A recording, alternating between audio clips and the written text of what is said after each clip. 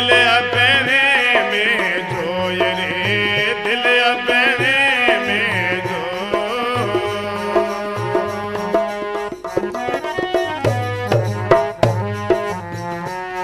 ए अवरों ने शीतल करो ये ली, अवरों ने बोलो आप ही शीतल हो ये रे, आप ही शीतल हो।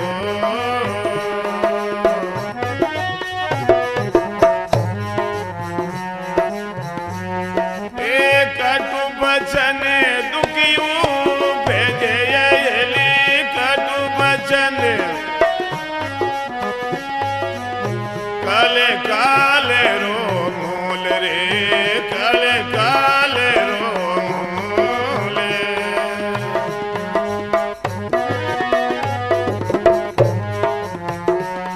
ए टलने आले तो वे संत ये मरेली, टलने आले आने अड़े सो ढोल रे, आए अड़े सो ढोल।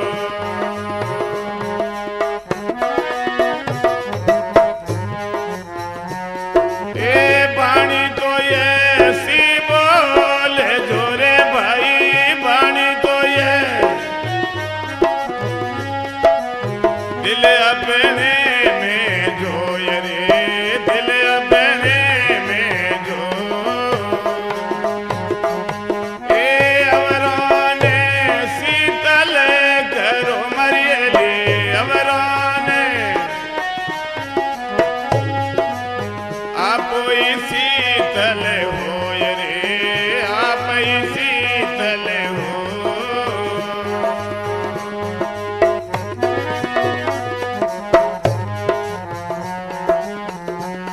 ए खाली रे घटे दुर्जन बसे मरियली, खाली रे घटे संतोरे दियो टाल रे, संतोरे दियो टाल।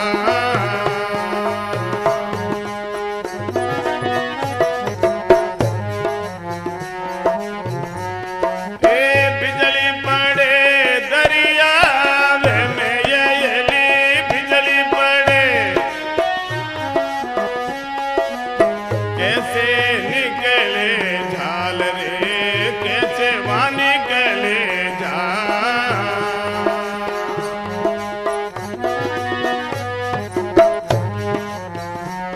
ए पानी तो ये सी बोले जोरे भाई, पानी तो ये दिल अपने में जोय रे, दिल अपने में जो।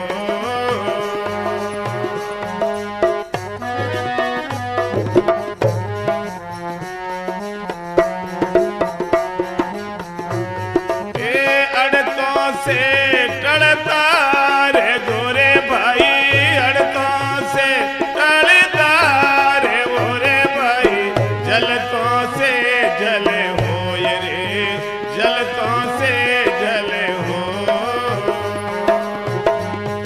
ए केवे कबीर सायुण संत ने रे भाई, केवे कबीर सा गंज सके नहीं कोई रे, गंज सके नहीं को। ए पानी तो ये सी बोले जोरे भाई, पानी तो ये दिल अपने में जोय रे, दिल अपने में जो। ए अवरों ने शीतल करो मरियली, अवरों ने आप ही शीतल हो ये रे, आप ही शीतल हो।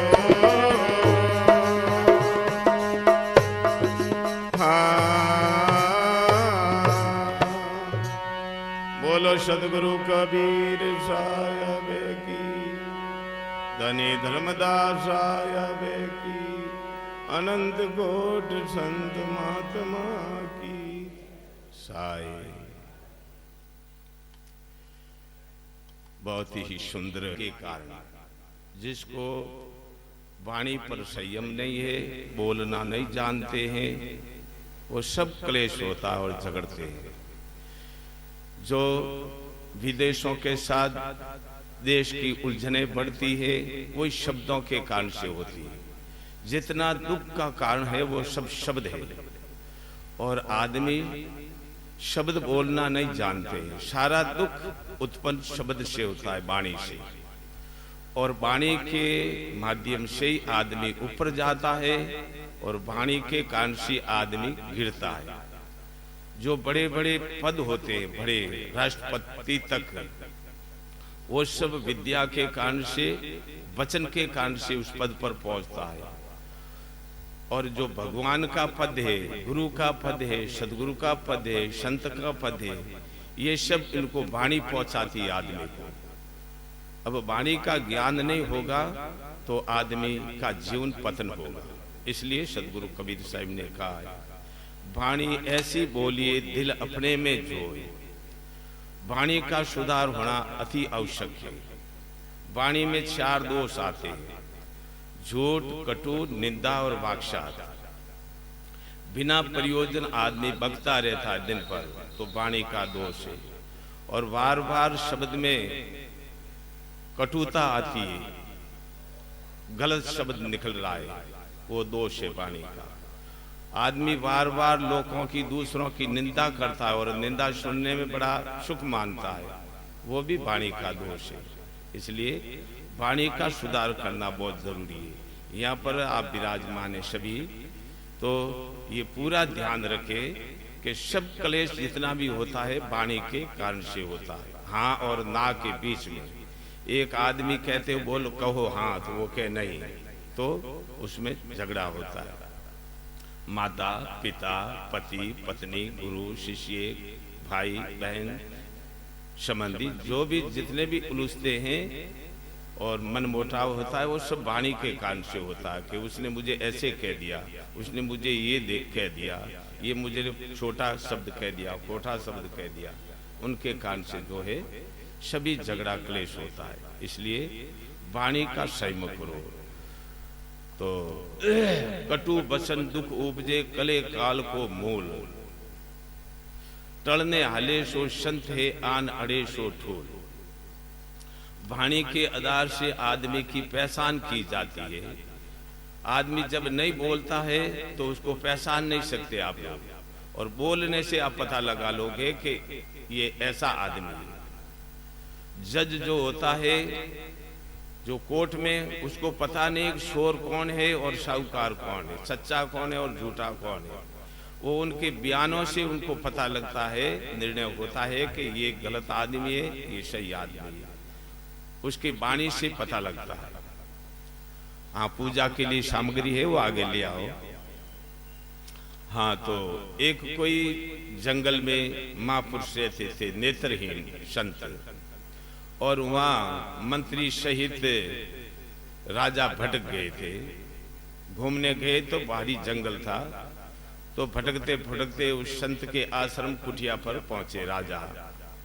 राजा ने जाकर के लंबी दंडोत की है और बड़े विनम्रता पूर्वक शब्द निकाला, हे गुरुदेव, हे भगवान, आप कृपालु है और करुणा सागर है, कृपा करके मुझे रास्ता बताइए नगरी के शहर के लिए, और मैं भटक गया हूँ, मैं बहुत दुखी हो गया हूँ, कृपा करके आप जानते हो तो मुझे बताओ। तो उन्होंने कहा, हे राजन, ठीक मेरे कुटिया के सामने एक पगडंडी जाती है, मैं यहाँ बहुत, दादाजी भी यहाँ रहते थे, हमारे गुरु दादा गुरु जी, मेरे गुरु जी, मैं भी यहाँ रहता हूँ, तो इससे पगडंडी से आप अपने घोड़े को लेकर के आराम से पहुंच जाए। जितने मंत्री जी आए, इसमें उत्तम, मध्यम और कनिष्ठ तीनों का निर्णय दिया गया है कि उत्तम की भाषा कैसी होती है, मध्यम की भाषा कैसे होती है, और उससे तीजे नंबर की भाषा कैसे होती है। मंत्री आए, उन्होंने कहा, गुरुदेव, संत पुरुष कृपा कीजिए और मैं भटक गया हूँ, मुझे भी रास्ता दिखाइए, मुझे रास्ता दिखाइए नगरी के लिए, गांव के लिए। तो उन्होंने कहा मंत्री साहब ठीक मेरे कुटिया के सामने पगडंडी है, आप उसी से निकल जाओगे बाहर। अभी अभी राजा साहब आए थे और उसी मार्ग से आगे निकले हैं, आप ही उसी मार्ग से चले जाइए। पीछे दरोगा साहब जी पधारे। तो दरोगा कोई जाति नहीं होती, समाज नहीं होती, पद होता है, इसमें भी कोई उलझना मत। तो दरोगा साहब आए, मंत्री होता है, दरोगा साहब होता है, राजा साहब होते, पद होते। तो उन्होंने कहा हे सूरदास आप यहाँ कब से रहते, आपको पता होगा, मैं यहाँ जंगल में भटक गया हूँ, मुझे रास्ता दिखाओ। तो उन्होंने कहा कि आप दरोगा साहब जी, सब राजा साहब भी आगे पधारे हैं और मंत्री जी भी आगे गए हैं, आप इसी डंडी से जाओ, निकल जाओगे। आगे गए, राजा खड़े थे, मंत्री जी भी खड़े थे, कोई साहब भी आ गए। राजा ने कहा कहाँ गए तुम? उसी संत ने हम लोगों को रास्ता बताया। राजा ने कहा कि ये क्या बात हो सकती है, उनके नेत्रहीन है, बिल्कुल आंखें नजर नहीं है, बिल्कुल भी साफ है, खड्डे पड़े हैं आंखों में। तो मुझे राजा कैसे पहचान लिया और इनको मंत्री कैसे पहचान लिया, उनको कैसे पहचान लिया? तो वे वापस गए, फिर जाके निवेदन करते हैं कि हे गुरुजन, महापुरुष भगवान, आप त्रिकाल दृष्टि हैं, लेकिन इन बात का मुझे रेशी बताओ, ये मुझे पता नहीं है कि आपने हम लोगों को कैसे पहचाना, कैसे मुझे राजा का, इनको कैसे मंत्री का, तीजे नंबर के ये जो है इनको आपने कैसे समझा? तो महात्मा जी ने कहा हे राजन, आप तो बड़े समझदार विद्वान हैं, जो आदमी को शब्दों के द्वारा पहचाना जाता है, उनकी भाषा के द्वारा उनको पहचाना जाता है। तो आपका निर्णय जो है मैंने इसी आपकी वाणी के द्वारा लिया गया कि ऐसी जो उत्तम भाषा है, ये राजा के बिना ये ऐसा कोई नहीं बोल सकता। शायद राजा के साथ जो है मंत्री होगा, तो उन्होंने थोड़ा मध्यम शब्द का और उनसे तो तीसरे नंबर का शब्द का, तो मैंने इसी वाणी से आपका निर्णय लिया है। इसलिए संत कहते हैं कि वाणी से ही आदमी को पहचाना जाता है। वाणी से पहचानिए शोर शव की घात, जो करने अंदर बसे निकले मुख के बाहर। जो अंतर में, अंतकरण में, जो मन में जैसी जैसी वासना होती है, जैसा जैसा संस्कार होता है, उनका ये वाणी जो एक झंडा होता है, एक ध्वजा होती है, वो फरकती है बाहर। तो अंदर में क्या होता है वो ला के बाहर दिखाते हैं। ओदर हांडी जिबिया डोई, जो भीतर सो बाहर होई। तो वाणी से आदमी को परखा जाता है और काफी समय पास में रहने से समझा जाता है। बस इन्हीं वचनों के साथ मैं वाणी को विराम देता हूँ। आगे जो गुरुदेव विराजमान है और कोई भी संत बोलना चाहेंगे तो बोलेंगे।